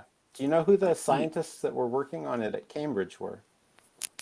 I do, but I don't want to share online because That's fine. Perhaps you went can to just set up email me or send me a tweet afterwards. So anyway, my Russian girlfriend back then, she wasn't a spy, but she had this made. It's CNT field aerogel, which means it's all stranded in one direction, if that makes sense. That's exactly what I need for the Joshua's light mill energy generation. We would use those as the fan blades and a standard lens to concentrate photons on it from the sun, and it will generate power. Yeah, that's it. And she was doing it for energy storage, but she was looking at mechanical energy storage into it, like as a battery. Yeah, you can turn we looked at that. And you can turn the mechanical storage into just raw energy with a rotor stator. So that's how we have a planned design right now. Well, anyway, we split up, and I met her in the car park. It's a true story. A couple of months ago, I said, "Can I have a look at the CNT pizza aerogel experiment we did?" It's a one-off, as far as I know. It was made specially because it's it's vertically aligned. We call it the pizza, the aerogel pizza, because it's made in a special way. It took ages to be made in a special lab, but I've got some here, and yes, it does. It's weird. It's weird stuff, mate. But it's safe in the box, and we keep it in the. And I had to put gloves on. But I haven't got Thank you the time so to much work on for it. that info, Cosmic Dave. That was truly I haven't got the fascinating. time I to thank work you on it. for It's a coming one-off. forward too. It's the only sample in the UK that I know of because we had it I made. bet. It's probably the only sample in the world because nobody else would be weird enough to do it. There's Cosmic From Dave, two other labs that produce come this. through, man. Hey, make sure you text me your address. I mean, not your address, but just your home, in case like they're gonna come to your house tonight and freaking it's gonna disappear, man. Like, or it's gonna disappear in the mail. You almost need to send it by armed guard, man. This is like there's weirder stuff here. I was with I'll have someone fly out to you tomorrow. That German doctor Come he get was it. talking about. My first boss I worked for I the wouldn't send it by government. the mail, and I wouldn't like. Listen, guys. Well, we're gonna have someone retrieve that material. I had, Wow. I was in the 70s and 80s, the early times, with the German doctor. He's my first boss, and that's a true story. Dr. Aiden, whatever his name is. This Great is guy. legit. And he was Asperger's just like I am. So we had this conversation. I said, what do I do? He said, just Guys, go and work for that department. And there's stuff. people So that can't believe this is real. They think this is staged right now. And I'm telling you, I just put disclosure No, tonight in no, the we title. This is won't. real. I'm a real person. Yeah, I'm a I real, talked to real him a cosmic couple Dave, days you ago, know. and he's been on Professor Simon's channel. But yeah, so if this is the actual material, and we can, I mean, I just read the patent that you sent me in that paper, man, and I'm gonna post it in the chat again. I'll show this We video. can turn this into Well, free this power is from the sun. vertical field CNT aerogel. Free That's power it. from the sun. That's CNT aerogel as well in the video that is playing right now. So Oh, that's CNT. It's not graphene. yeah, It's it's carbon nanotube aerogel. This Okay. is And it has exactly to the be material that grown. Cosmic Dave has. This is exactly the material that will allow us to make fan blades for the light mills, which will give us free power from the sun, according to Brian Kelly's designs as well. And Brian, thank you for the link. I saw you posted in chat a little earlier. But it's vertically. I'd love to have you hop in if you have some time today, sir. It's vertically streamed. It's grown vertically via the gas, and then there's some substrate in there. It's probably synthetic to hold it there. That's why it looks solid. Yeah. You only need a couple microns thick of the vertical growth on the substrate to achieve this effect. So I know. I am fascinated to hear that this is occurring. Yeah. So this is the bismuth magnesium. This weird thing about this paper, though, is that it doesn't have a date on it. There's no publication date. There was at one time, the publication date from the CCP bismuth magnesium paper was 2020. 2020, right? And then the references here go back to 2017, 2018 is the last one. So, you know, is there any evidence that this was built? When was the Calvine UFO case? What date was that? Around 2003, the start of the Gulf War. 2003. Okay. So, yeah. All right. And then. So it's been worked on in secret and perfected for a while. And then the research papers get published when they want to take ownership and patent control over the technology.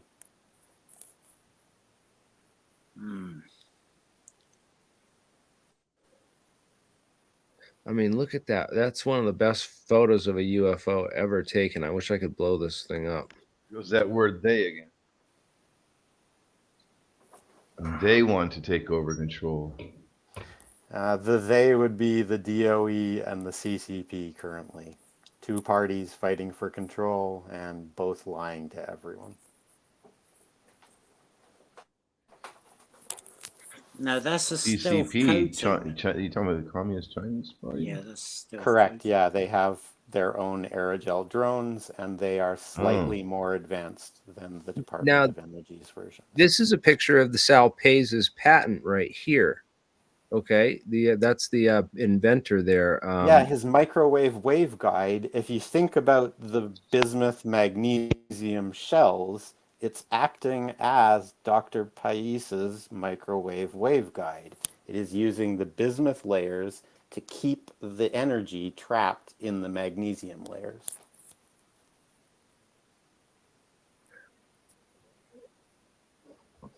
It doesn't make a lot of sense to a lot of people. Basically, the bismuth reverses the magnetic field of a magnet, so by that way they can trap the energy. But I got a question though. The Calvine UFO incident was Gulf War in that was in the 90s, wasn't it? Or no, this is from There the was a couple of them. a There was 30-year-old. 2 Gulf Wars. Yeah. So, but what year was the Calvine UFO? You said 2003, but somebody's saying it was 1990 in August. All So right. I'm just trying to look this up but I looked it up and I found another source of saying it was 1990. Can I interrupt from my? Yeah, it says it's 32 years ago, so approximately 1990. So before the first Gulf War, this was the prototype version. And if you fast forward to 2003, they've advanced to the tic-tac shape that was encountered by Fravor. That's British Aerospace. Oh. So they got some stuff. Okay, so what I gotta look through all these other papers and pull all these other papers up now and really dig through this and all these other scientists, because this is, if we can, 76, 96, you know, this, I mean, 96 is still too late. I mean, this is developing off of other things. So if, you know, this is. Yeah, in the 90s, DARPA was also working on Project Walrus, where a lot of these technologies come from too. The stealth coding is specifically a technology that came out of the DARPA Walrus blimp program. What? And I agree, there is a lot of data here, and people need to take it in stealth coding. and figure out. Yeah, no, I'm trying to get it all down, and I want to put the links up in the description, because this is how disclosure works. It's not like you're just going to come out and show a picture of an alien and it's all over. Here they are. Yeah, you know? I'm here to answer questions. I'm happy to give my time to people to try and explain these concepts further. Joshua, go ahead. Stealth coding, are they using the bismuth and the magnesium also in that, or is it something Black silicon. I know it's silicon, but what are they, just silicon and that's it? It's black silicon described by a patent. I'll send the patent over to Jeremy. Yeah, so this is black. So it's just silicon and some kind of other metal. No, it's just silicon that's being deposited on the outside of the craft in a way that it scatters photons. It's like vapor depth. Vapor deposited, yeah.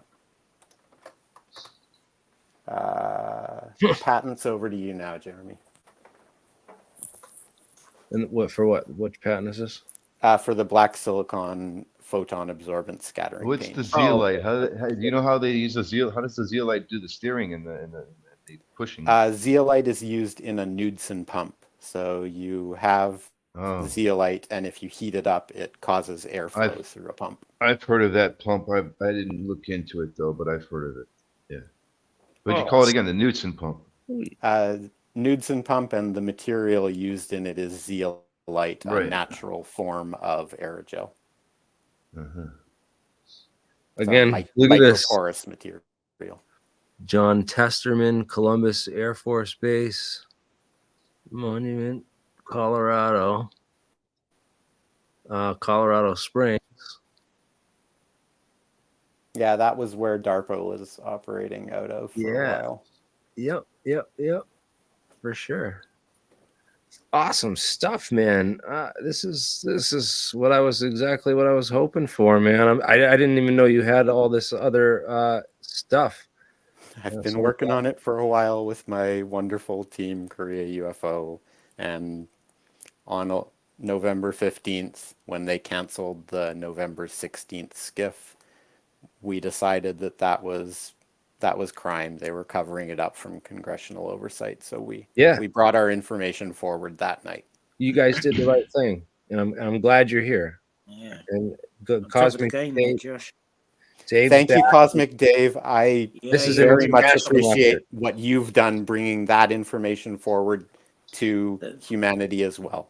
The thing is, I've got so much info on things going back to the 70s and communications, fiber optics, everything that I can't.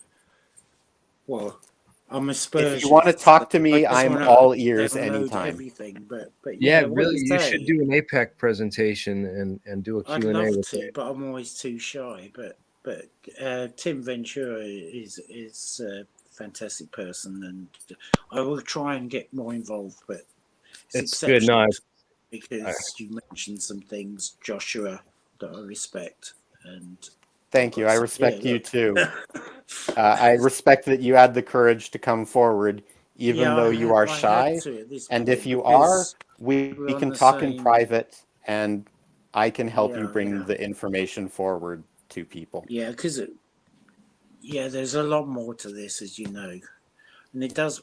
Well, it's got strange properties. And we spent, I don't know, 10 years, 20 years in the UK, the funding agency saying, what can we do with this stuff? And nobody had any ideas, you know, so it's just stayed in the box. But it's obviously what We've got the said, ideas now, and they're out got- there. Yeah, we got so much tech. It's the scientists that are going to come up with disclosure. It's not going to be governments or anything. It's us guys that actually know, because we can do this stuff, that are going to do it. And I hope to be more involved. And Jeremy is a great bloke. Jeremy and Tim Ventura are fantastic people, you know, a lot of time for them. Yeah, we got to do this. We've got to share our knowledge and get some stuff out there and show what we can do. That's it. And we're I all, couldn't agree more. Well said, sir. I couldn't do this by Thank you. myself, and I'm sure you guys couldn't do it, you know, either. Just by get me yourselves, on but- low energy nuclear reactions and transmutation of matter. We can do that in 10 seconds now. We can convert. Can we talk about carbon reverse dioxide Bremsstrahlung? into- Sorry? You know, Bremsstrahlung. I mean, what is it? Is it Bremsstrahlung radiation? Crikey, who's our central point for that? Bob. Yes, I covered the Cold Fusion conference in 2014. I mean, the colloquium there, IEP conference and course that they did in 2011 too up at MIT with Peter Hagelstein and Mitchell Schwartz there. And Peter Hagelstein, Dr. Peter Hagelstein, he's great, and he came up with this whole idea for why you don't get the gammas. You know, like Hosyenga wrote the whole book on. Well, we can do simple things like I was doing. I could take you through to the lab, which is the next room along. 2 carbon rods, electric spark, takes CO2 out of the air, dissolves it in water, converts it into helium. Old science, solves the world's problems. Why aren't we doing it? Right, it is. It's like Buzz Lightyear said when he came down. Do you still use fossil fuels, or have you figured out crystallic fusion? You know, that was a line from Toy Story. And the thing is, we've got something in the UK called ARIA, the Advanced Research Innovations Agency. It's like your version of DARPA. They just set up this year. They've got 850 million pounds to spend this year. Yeah, and they're wasting it on a thesis to what we spend the money on. And I'm sort of we have so many projects that I know so many people that could get funding, and you know the time's come for this. Their refusal to declassify and declose, and then put, even though the way that the funding is set up to block the funding, the funding won't go to these projects, and they'll go to projects that DARPA's already It's so ridiculous. DARPA knows the technology won't work because they already worked on it secretly for 20 years that they won't tell you about. But that's the project that they let them fund publicly so that they can just waste their time again. And it's like, come on, it's absurd. This is exactly what as I replied to Matt Clifford, who you may know. He's at least somebody that does reply to my comments, but he's a chairman of ARIA over here, and the thing is, they will spend millions of pounds on something that if you gave some guy in the shed £10,000, $10,000 in your language, they would have 10 times the more results and stuff. I see this all the time.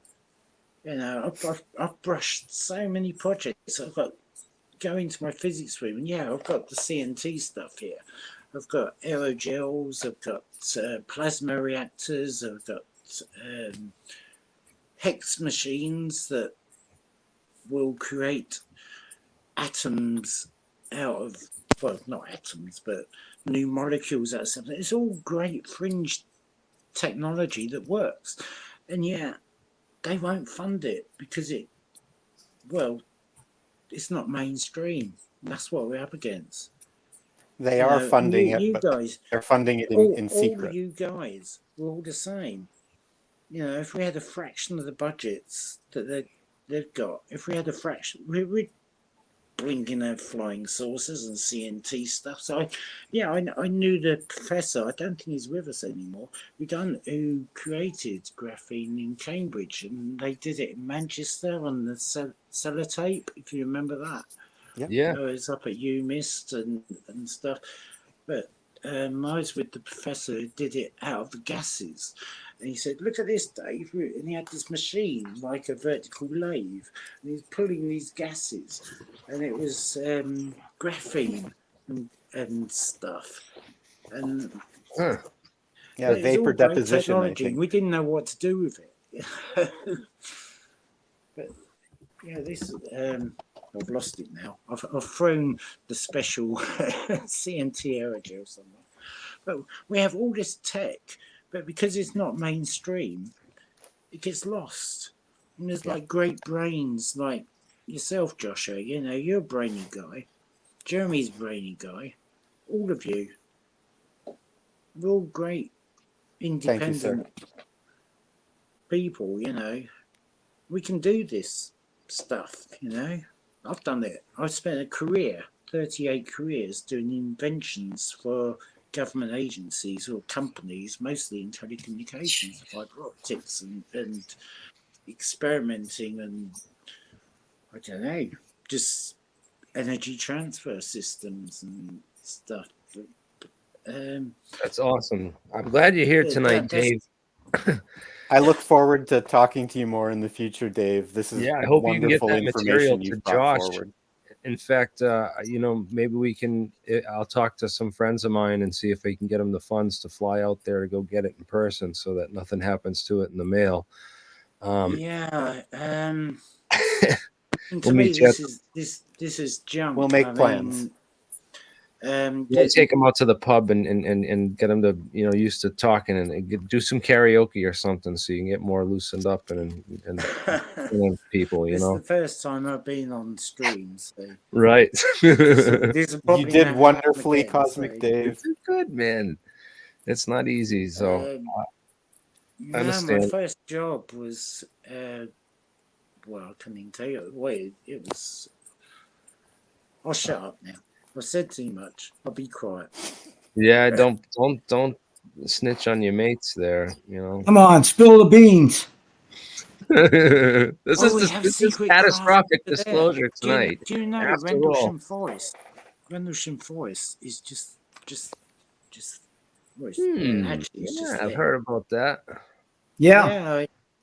There might be some Rendlesham content coming up on Professor Simon's channel in the next little bit. Well, you know the sounds excellent, Josh. I was actually look born forward to that. But not by an alien.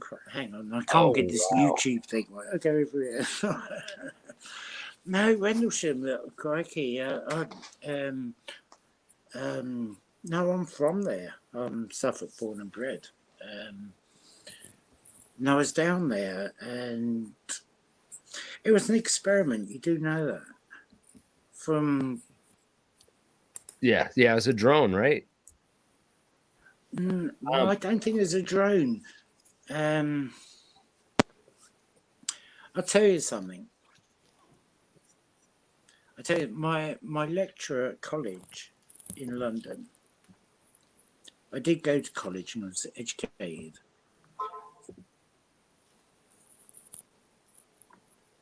What's happening? That was my phone. I got a message in. I should have my mic muted. I'm looking up some of these other papers here just to see what those were about. Brillouin zone integrations, material science and chemical engineering, storage on graphene. Interesting stuff. I'm gonna have to dig more into these patents. I want to know when that material was built, because there's, I'm trying to play devil's advocate on this UFO material here. When is the chain of custody on this material? When was this found? Where was it found? Details about this. It's very similar to this patent, but the patent, again, I mean, the paper you have, well, I got to go back to the other page, because that might have had the date on the abstract on the last page. I'll post all this in the description so people can dig through this and put it together. But yeah, August 2020, that was put out. Okay, yes, I'm just trying to get I want to put a timeline together of all these events and references and sort of figure out, of course, if it was classified and worked on before, it could be up to 20 years. But before this, which would bring us back to 2003, that would be fine. But if this is the Calvin, if this is 1990, in August 1990, that's, I don't think that the Calvin was bismuth magnesium. It was likely a different aerogel material. Or maybe a different type of drone or blimp type balloon. It looks possibly a helium blimp, but the way that it exited the scene described by the photographer of the Calvin incident, it zipped straight up into the air, and helium balloons can't do that. Only aerogel vacuum lighter than aircraft can do that zip up into the air. Fascinating. And this, it's just so weird that the shape of it looks so much like that patent. I agree. I'd love to talk to Dr. Pais about that patent sometime. Well, let me get you guys. I'm going to arrange that, and I'll arrange to get you two on. Guys, this is Catastrophic Disclosure tonight, and we're going to be wrapping it up soon here in about 10 minutes or so. Unless Dave, were you telling a story? Did you get interrupted there? Do you want to tell the rest of your story? Well, I was actually with British Aerospace in the 1990s on the south coast of the UK, because they were our top defence people here. I was there for fibre optics, but it makes sense though they would do something like that up in Scotland, because that's where the test zones are. That's all. I'd love to hear from Brian Kelly too. Thank you for joining us again tonight, sir. Thank you, Josh. What's on your mind? Anything specific on your mind? I'm just here to answer questions. If you've got any stuff to share with us. Oh yeah. Well, I have one comment that might be useful. When you guys were talking. When you guys were talking, really good, and you're really loud, so you don't have to speak up. You just sit. You don't have to get close. Okay. Just sit back and talk normally. All right. All right. Sorry. Something that came up when you guys were discussing the Bismuth waveguide about how it created a charge or a magnetic signal of some sort. I would just add that. I believe a charge like that, either way, electronic or magnetic, may be controlling how much terahertz is going through this thing. Does that make sense? That's the internal. Yeah. All right. That's really the only. The number of layers, too.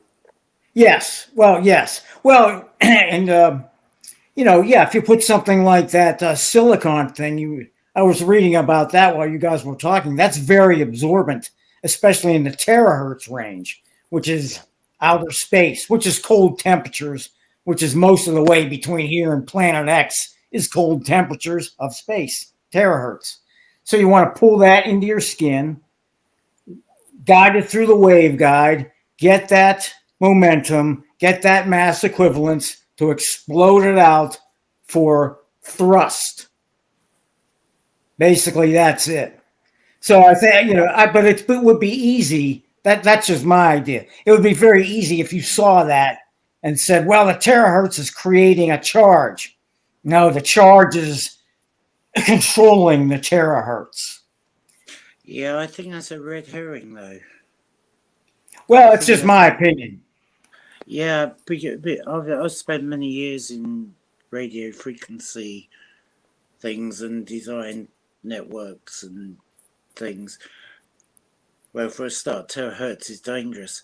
I think the clue was in something that Jack Safati said today. And So I you wrote it think down. what the terahertz thing's a red herring? Because in what Well, way? I mean, I don't know if you know that story I covered about the guy that contracted there that was arrested for bringing documents home from work with him. He worked out at Wright Patterson, Yeah. Wright State University at the terahertz and photonics lab, and yeah. So I know that it's classified and related to something.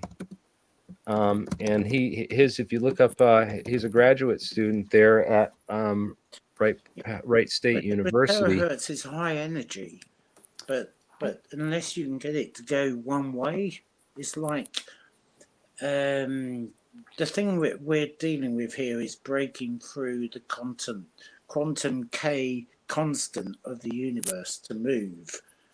So you're talking about breaking the quantum balance between anything positive and negative.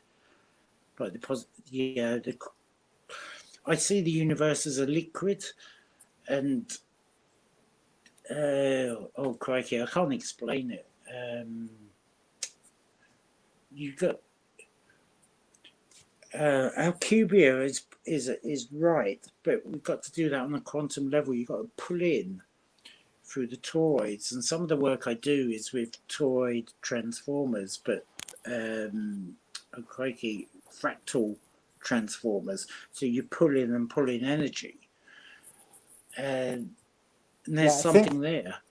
I think the way that it's acting, as a light pump or a toroidal energy that circulates the energy, is the shell of this vehicle absorbs the charge, the energy, Yes. and it is cycled between the bismuth layers in the magnesium layer as an energy that bounces around. And as Brian says, that act of the bouncing of the energy produces a terahertz frequency that can be measured. Yeah, it may well do. I don't know, but the end result is to get that jet where it can lock in a flux, in to so it is locked into the structure when it comes in. When it collapses, the toroids collapse in on themselves, so it pushes a force down that's relative to the positron, electron, or whatever you want to call the vacuum space is.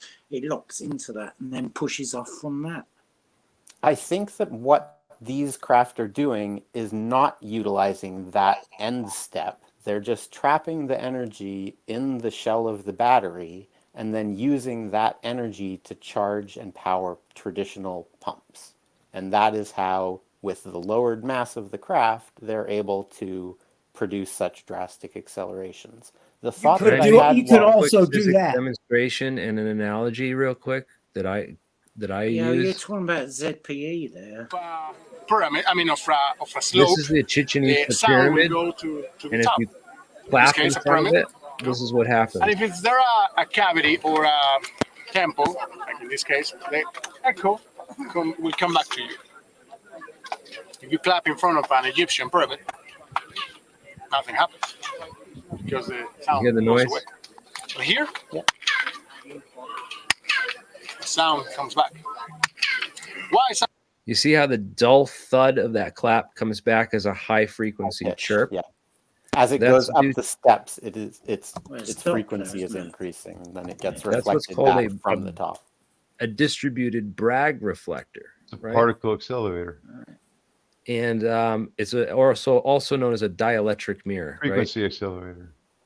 This is a, when you have those layers of the bismuth, magnesium, when that wave comes and bounces back, it does the same thing that sound wave did off the Chichen Itza pyramid. It turns the low frequency into a high frequency. So I think this might be how they're actually, generating the terahertz. but I could be wrong too. The But thought that I had while Brian Kelly was speaking was that if you read the Daily Mail's article about OGI and the CIA's retrieval of crashed craft, they mention that the CIA has a way to track these devices. And if you had a specific terahertz frequency being generated by the charge being bounced around in these bismuth magnesium layers acting as waveguides, that would be how you could track these craft. You could track the specific terahertz frequency being generated as the charge was stored in the shell of this craft. And that's something that I'm just starting to think about now, and I think that might explain how the CIA is tracking these craft. That's interesting. I've got to think on that a bit more. Instead of just tracking the exhaust, you're hearing the engine. Yeah, you're hearing the battery. For lack, yeah, you're sensing it somehow. The internal. You're tuning mechanism. to that specific frequency range and then trying to identify based off of that, because you can't look visually, you can't look with FLIR, you can't look with radar, because the material that they're made of scatters that. So instead, maybe they're just tracking the frequency itself. So what you're saying, Josh, is it's quantum. This is actually we have different. Everything is quantum. It's all yeah, interactions of particle-antiparticle pairs. Yeah. When you guys say low-level nuclear, low-energy nuclear explosions, I mean, that's only available at the quantum level. Yeah, I don't think we have any nuclear technologies involved with these craft. There's again, no there you go with the N word, guys. You're gonna get flagged. Yeah, please. I've only done legal stuff. This is all Please, open source I don't information. Need the FBI No visiting nuclear our lab secrets. again.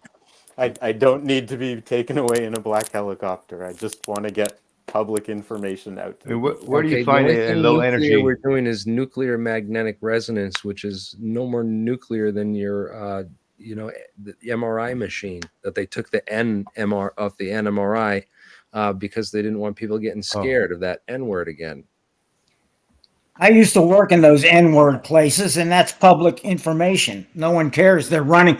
There's 40 of them in the country or something. Right. So, anyways, this is disclosure tonight that you guys are watching, catastrophic disclosure tonight. And this is our response to the government shutting down the Schumer Amendment and basically informing the public that you cannot legislate your way out of this problem and that the government is completely incapable of investigating itself. It's obvious. It's obvious the US government are not going to disclose anything. The only way disclosure is the UK government isn't any better, Cosmic Dave. I mean, there's the MI6 agent that they found stuffed in the body bag inside of his shower, inside of a suitcase. They found him, and they determined that he committed suicide and put himself in that suitcase. Well, one of my friends works. Well, I've got some friends that are quite close up there, but it's not going to come from government. It's too political, and it's going to come from scientists. It's going to come. I personally think the governments are trying to keep whatever technology they got their hands on from Mr. ET, but they're trying to keep the ETs away from us as well. Yes, that's the political side, and the engineering, and it's the economics. I don't think the ETs are trying to stay away from contact with us. I'm saying our government is trying to keep them away from us. Yeah. Well, I think as soon as Trump was briefed on the ETs, his first thought was, "Can we build a space?" That's why we see UFOs, because they're trying to make contact. Okay, can we do a 5-minute philosophical without creating a war? At least they don't want to create a war. You don't want to create a war knocking on your, to say hello or greet or whatever. You're not trying to create a war when you're trying to make contact, friendly contact. So if they land and just, disobey our government's wishes, it's just a war, from there on out. Well, I've heard all the theories Oh. about, agreements and abductions and things, but at the end of the day, They got to get permission from, the government. Yeah. I don't know, do they? And they're not Do going to they? give Why it, else would we like- see all these craft, if they're not trying to make contact? Why would you see so many? Well, I think I ain't a never lot of seen the nothing craft but- being seen are replicas. So we've That's described true, these but you go replicas. back 100 years, you're still seeing craft more than 500 years ago. Yeah, so if you go back, you still do see these, and you can find them depicted in cave art to some extent. I think that is the original source that was reverse engineered and is now being mass produced by DOE and the CCP. And that's Okay, accounting so- for the increase in the phenomenon lately. It's not that So there's no ET, it's just man with high tech. there may have been ET at one point. We may have retrieved crashes that had bodies in them. I'm not making claims around that. I'm just saying at some point we got material, it was reverse engineered, and currently Ancient man's material. maybe ancient man, maybe an NHI source that we haven't had disclosed to us yet. As I said, we go back to 1930 and there's a spontaneous invention of 2 patents. Those patents would be most likely reverse engineered from an aerogel pump, like a Knudsen or zeolite pump, that either someone had that magnificent idea like 1,000 years ago and we found one from antiquity then. Maybe it crashed from, as you say, a UFO with non-human intelligences aboard. But in 1930, from nowhere, we have the invention of I think we can go back to the Egyptians. You've seen their carvings and how precisely they cut their stones. I think there's some explanations. We can do that with vortex laser sounds, phonetics, and I don't swear, but there's a heck of a lot more to this than we know about, like lost civilizations, lost knowledge. We're just a new civilization that came out of the flood. I mean, That had just been look at the temple. revisited to say, have you got any info? How are you rebuilding yourselves? And we seem to be making a mess of it now. But maybe we are being watched, and my feeling is they are a higher consciousness. Humanity is an evolution of consciousness. We're physically evolving, but our consciousness is what's going to get us to the level of the ETs, because they have that energy about them that they can do things that we can't, and they're almost like encouraging us. And the signs are there, in inscriptions. I was at the British Museum last month, and it's obvious the signs carved and books and stuff. This is what you should be doing, and this is told to our ancients, but we're not doing it. There's one or two archaeologists that are now sort of non-mainstream that are saying this in the USA and stuff. I forget their names, but it's obvious. You go out not down the road here, but into the Middle East and see pictures of people with space helmets on and carrying those bags. They're oxygen bags. That's why they always carried them, because they were visiting. So, hello, we're here. I mean, the evidence is quite strong, but I may be wrong, of course. One piece of that evidence is if you look right before the Gulf War invasion started, about 5 months prior, the tomb of Gilgamesh was discovered in Iraq. And I remember hearing about that. that is an actual person, and the archaeology discovered a body that was perfectly preserved. And it was coated in what is described as a resin. And Yes. if you think about aerogels, they prevent air gas phase heat conduction in both directions. So if you were to coat or preserve a body in aerogel, it would last for thousands, millions of years because they there would would have be had no technology. degradation of the They would body have. after it was sealed in the How would the aerogel. Egyptians make aerogel? The They Egyptians How would didn't. the Egyptians cut stone? Gilgamesh's people in Laser Iraq precision. did. They knew. They knew. well, guys, Because that this is body has provenance. They definitely found that tomb. I got to wrap this up here, guys, because we're over the 2-hour mark. But I'm going to have a disclosure tonight, every night this week, and we'll have plenty more time to get on. Once again, here's the stream to join the after party. Thank you all for watching, and have a great night. We'll catch you tomorrow. This is Thank the you first so and much, last time Jeremy, you'll probably and see everyone that Cousin joined us. Dave. Awesome.